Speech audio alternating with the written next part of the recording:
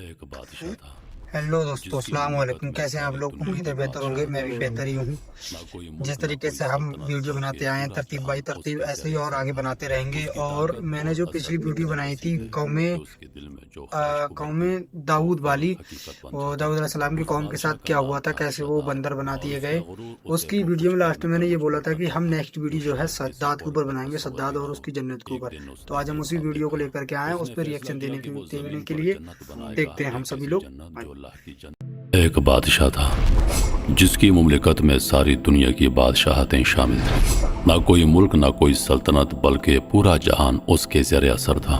उसकी ताकत और असर इतने वसी थे कि उसके दिल में जो ख्वाहिश उभरती वो फौरन हकीकत बन जाती। उस बादशाह का नाम था शदाद, और उसका गुरूर उसे वो कुछ करने पर मजबूर करता था जो शायद किसी और का तस्वर भी ना हो। एक दिन उसने अजीब ख्वाब देखा। उसने फैसला किया कि वो जमीन पर जन्नत बनाएगा, एक ऐसी जन्नत जो अल्लाह की जन्नत से भी कहीं ज्यादा हसीन और जमील हो। उसने अपनी जन्नत का मंसूबा शुरू किया और जमीन पर जन्नत बनाना शुरू कर दी। ऐसी जन्नत जो हर तरफ से खुदा के अजीम हुक्म को चैलेंज करती थी। लेकिन जैसे ही ये जन्नत बनकर तैयार हुई, दुनिया को उसके अंजाम का पता चला। आज की वीडियो में हम AI की मदद से शद्दाद की जन्नत के मंजर को दोबारा देखेंगे। एक जन्नत जो तारीख में एक इबरत बन गई।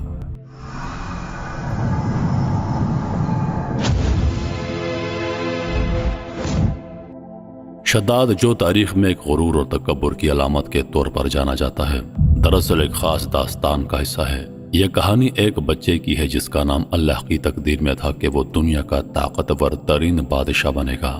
एक दिन एक कश्ती दरिया में सफर कर रही थी जिसमें कई लोग सवार थे। कश्ती तूफान का शिकार हो गई और उसमें सवार तमाम अफराद गर्क हो गए, मगर अल्लाह की मर्जी के मुताबिक एक बच्चा उस तूफानी हादसे में जिंदा बच गया। यह बच्चा अल्लाह की हिकमत का हिस्सा बन चुका था और अल्लाह ने उसकी तकदीर में कुछ बड़ा लिखा था।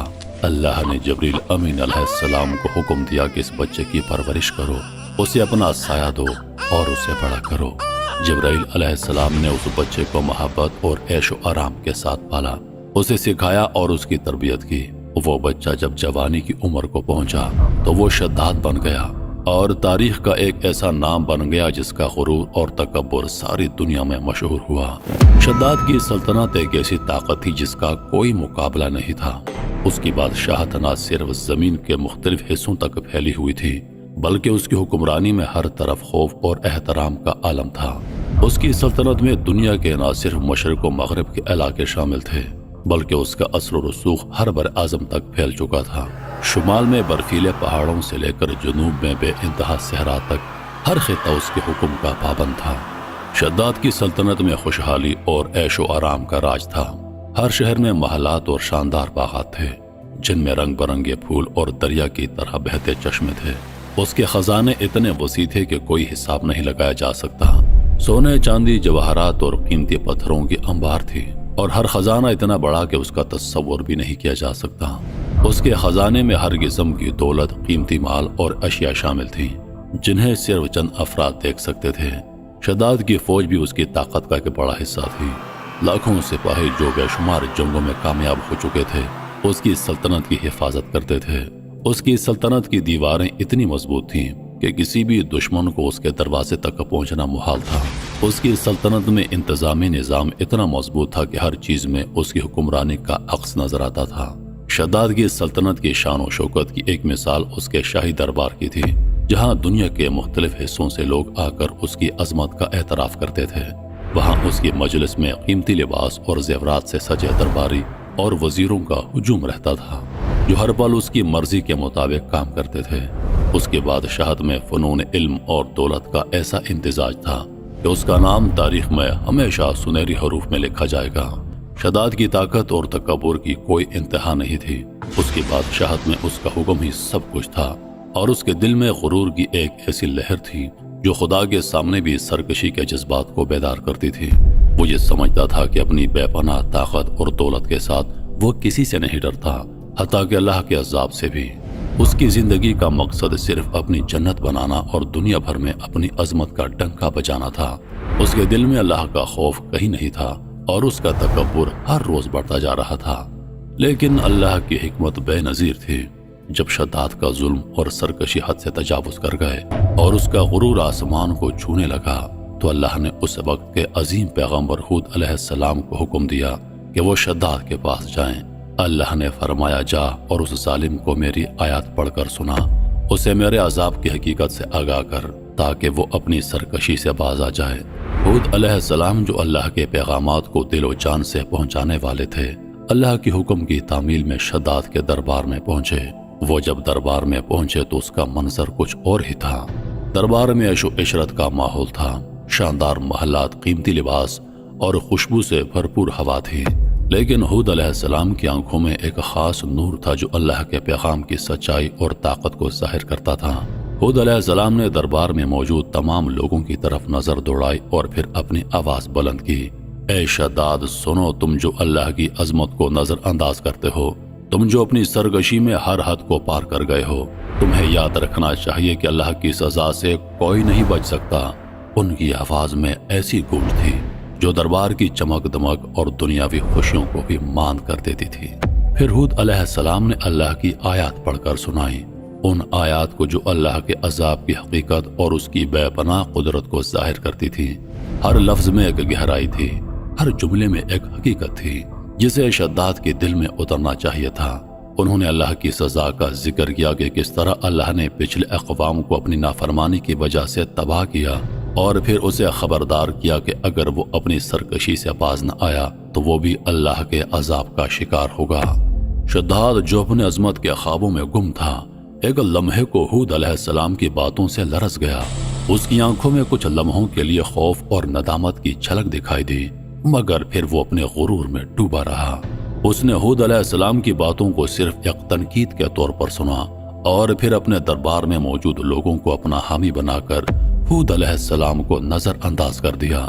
شداد نے ہود علیہ السلام کی باتوں کو ایک لمحے کے لیے غور سے سنا، پھر اپنے تکبر سے بھرپور آواز میں کہا، تمہارا اللہ مجھ سے کیا چاہتا ہے؟ کیا وہ میری سلطنت اور بادشاہت کو ہلکا سمجھتا ہے؟ ہود علیہ السلام نے آرام سے جواب دیا، اللہ تم سے صرف یہ چاہتا ہے کہ تم اس کی نافرمانی نہ کرو، ظلم چھوڑ دو اور اللہ کی عبادت کرو۔ اپنے آپ کو خدا نہ سمجھو کیونکہ صرف وہی حقیقی خدا ہے۔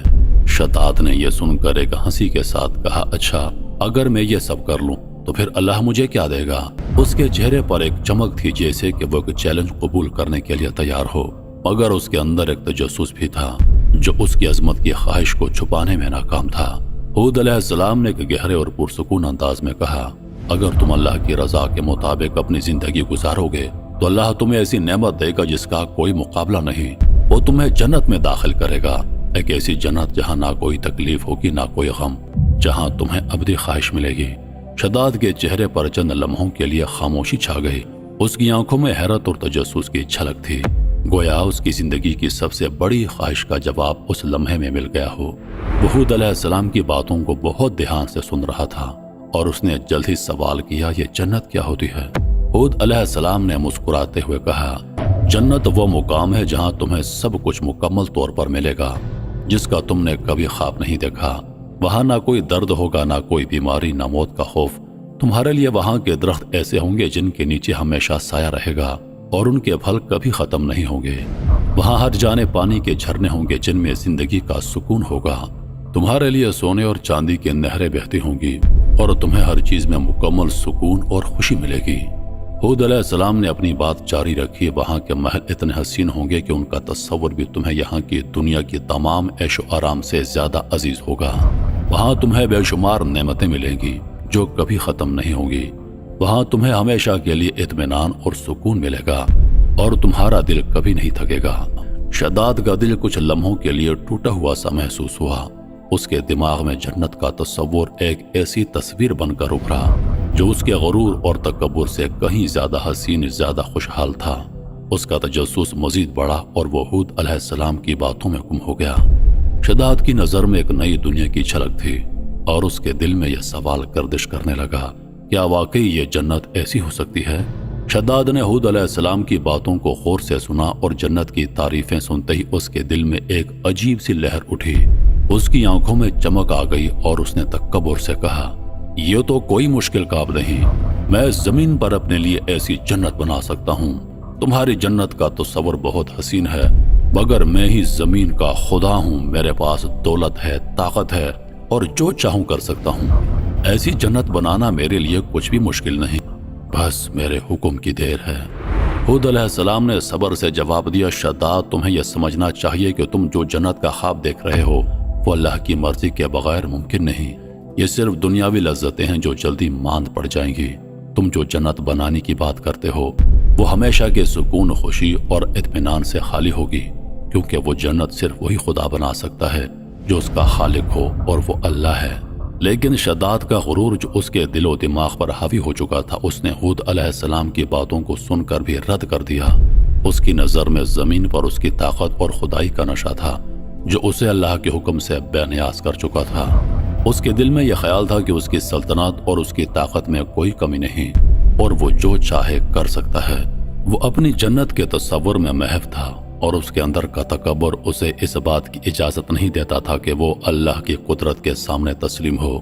शद्दाद ने फिर से बड़ी बेबाकी से कहा, तुम मुझसे जो चाहो कहो, लेकिन मैं वो सब कुछ बना सकता हूँ जो मैं चाहूँ, और मेरी जन्नत मेरे हाथों में होगी, ना किसी और की। उसके अल्फाज में एक ऐसी मजबूती थी जो उसके अंदर के खुद साख्ता खुदा होने के नशे का गुमाज था। और हूद अलैहिस्सलाम की बातें उसके कानों में गईं और फिर बाहर निकल गईं। उसके दिल में गुरूर का समंदर था और वो अल्लाह के अजाब को नजरअंदाज करते हुए अपनी सल्तनत में मगन था। जब हूद अलैहिस्सलाम ने देखा कि शद्दाद पर किसी बात का कोई असर नहीं हो रहा और उसके दिल में अल्लाह की आयात और नसीहतों की कोई गहराई नहीं जा रही, तो वो मायूस होकर उसके दरबार से वापस लौट आए। उनकी आंखों में एक गमगीनी थी, क्योंकि वो जानते थे कि अल्लाह का पैगाम वो पहुंचा चुके हैं। लेकिन जो लोग अपनी सरकशी में अंधे हो चुके हों उनको हिदायत देना बहुत मुश्किल होता है। शद्दाद के दिल में एक नया अज़म जाग गया। उसका तकब्बुर और खुदाई का नशा बढ़ चुका था और वो मजीद अपनी जन्नत बनाने का इरादा कर चुका था। उसने अपने दरबार में बैठे वजीरों को बुलाया और उनसे मशवरा किया कि अब वो जन्नत बनाना शुरू करेगा। जो तो गाइस, ये थी शद्दाद की कहानी कि वो कैसे उसने अपनी जन्नत बनाने के लिए कहा और कैसे वो गुरूर और तकब्बुर में था। हालांकि अभी इसकी पूरी वीडियो नहीं है, ये है उसका फर्स्ट पार्ट। दो पार्टों में इस वीडियो को बनाया है, क्योंकि ये वीडियो जो है काफी लंबी थी, लगभग 20 मिनट की, आधे घंटे की वीडियो है। इसलिए अभी हमने इसको 10 मिनट तक ही सीमित रखा है, ताकि आप लोगों को इंटरेस्ट रहे। और इसका नेक्स्ट पार्ट जो है जल्दी हम डालेंगे, जो उसका मुकम्मल पूरी स्टोरी है। अभी तो ये है कि शद्दाद जो है अभी गुरूर और तकब्बुर में है, वो अपनी जन्नत बनाने के लिए अपने वजीरों को इकट्ठा कर रहा है। अब वो अपनी जन्नत बनाएगा, ये देखेंगे हम लोग नेक्स्ट पार्ट में। तब तक के लिए हमारे चैनल को सब्सक्राइब करें और वीडियो को शेयर, लाइक, कमेंट करें। मिलते हैं नेक्स्ट वीडियो में, तब तक के लिए अल्लाह हाफिज़।